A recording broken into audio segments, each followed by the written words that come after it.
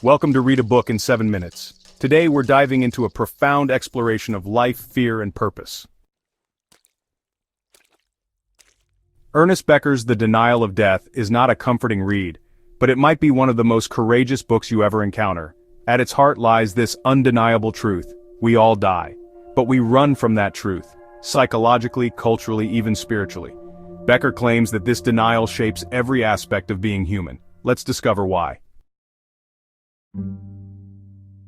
Humans are the only creatures aware of our death. This knowledge is both a gift and a gift of self-awareness, a burden of existential dread. To cope, we build shields, belief systems, careers, families, accomplishments. These all function as defenses. Becker calls them immortality projects, our attempts to live on symbolically, even after we're gone.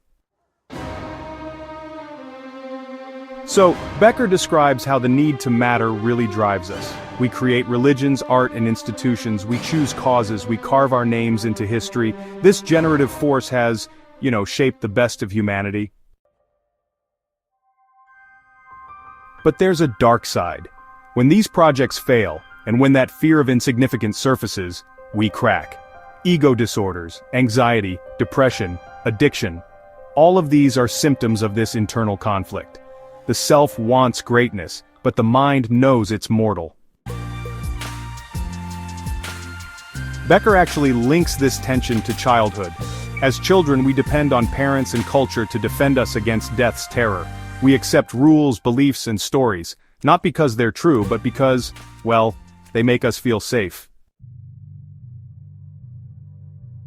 Our modern lives are, illusions of safety, career ladders, social badges, and devices buzzing with validation.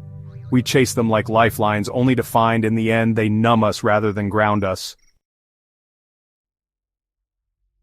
Becker warns that all these forms of escape, keep us from facing reality, and the worse the illusion, the greater the fall. Cultural immortality projects also clash. When one group's illusion is threatened by another's, it turns violent. Wars, systemic oppression, social hatred, all of these emerge when mortals try to defend their delusions as absolute truth.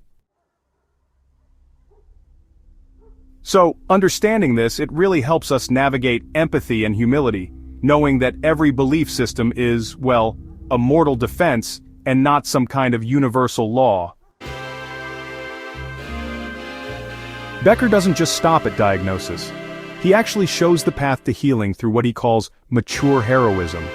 This is the courage to accept death, to embrace vulnerability, and to live meaningfully, even in spite of impermanence. Heroism isn't about grandiosity, it's about authenticity. It's loving, creating, serving, even if, no one notices. It's choosing dignity over denial every single day. Art, poetry, science, relationships, all of these can become ways to dance with mortality. They're not escapes, they're really expressions of true living. Becker calls them creative answers to the problem of existence. When our projects come from love, not fear, they actually enrich existence instead of just plugging holes. A central claim of the book is that self-awareness is not self-destructiveness. Knowing we will die doesn't have to degrade life. It can, in fact, sharpen it. It can give meaning to small moments, a sunrise, a stranger's kindness, a breath. Martyrs, saints, and, everyday mothers or fathers who sacrifice, it's their awareness, not ignorance, that gives their lives power and purpose. Becker also points us towards spiritual practice, not necessarily religious, but mindful attunement to our mortality.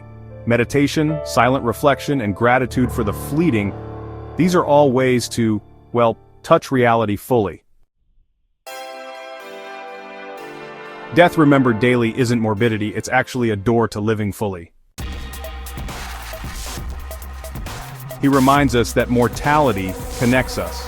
When we face death together, we empathize. Sharing vulnerabilities builds trust and compassion. Communities based on authentic connection are, in Becker's view, the healthiest kind of immortality project. Becker doesn't promise comfort, but he does promise transformation. If we can see denial for what it is, and choose courage instead, we reclaim our humanity. We accept that our moments are precious, our legacy is real, and our connections are eternal, because love ripples beyond our fleeting lives. If the denial of death shook something in you, it means you're alive to the questions that matter. Here's a question to end with. Knowing you will die, what would you do differently? Today, pause. Let that sink in. Now, ask yourself, what small, courageous step can I take right now? If this video touched you, please like, share, and subscribe. Dive deeper. Watch our other explorations of meaning, mortality, and self-awareness. The power of now, the denial of death, waking up, stillness is the key.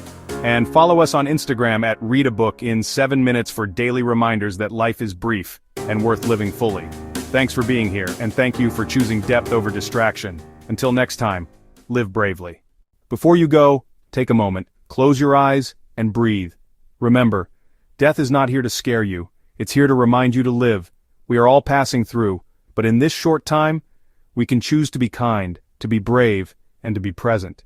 Let this truth humble you, not haunt you, because once you accept death, you stop wasting time, and you start living fully.